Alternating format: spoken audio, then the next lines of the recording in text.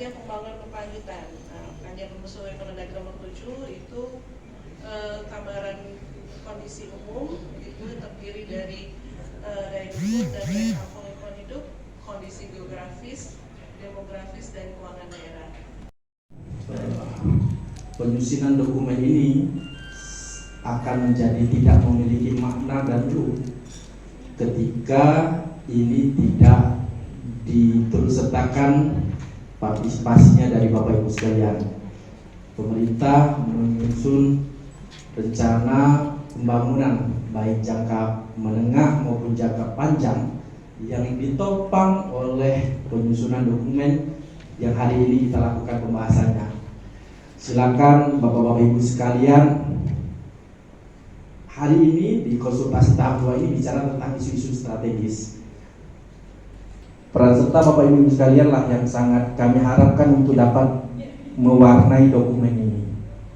Karena misalnya dari PTSB, dari Pak Chandra, bicara tentang apa sih ke depan, bagaimana perizinan itu diberikan untuk dapat memastikan aspek lingkungannya dengan tidak tapak bukan dengan digital, tapi itu tidak mengurangi makna bagaimana aspek lingkungan harus menjadi perhatian.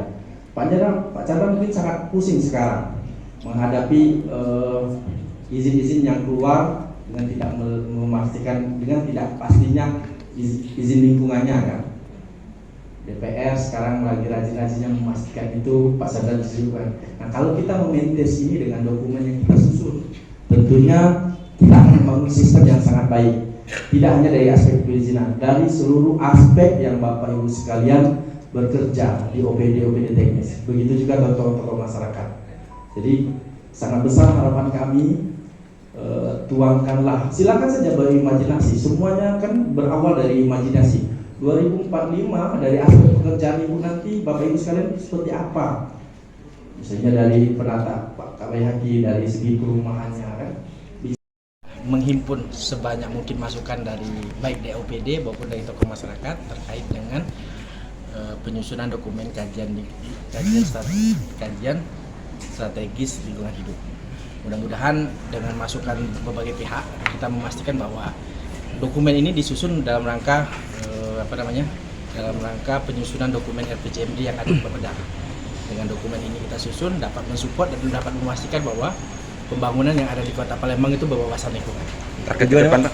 Tujuannya itu tadi memastikan bahwa dokumen penyusunan pembangunan daerah itu berwawasan lingkungan. Untuk kualitas udara kita sendiri seperti apa? Kualitas kita udah baik. Memang kita tidak seperti Jakarta ya. Jakarta itu jumlah kendaraan banyak.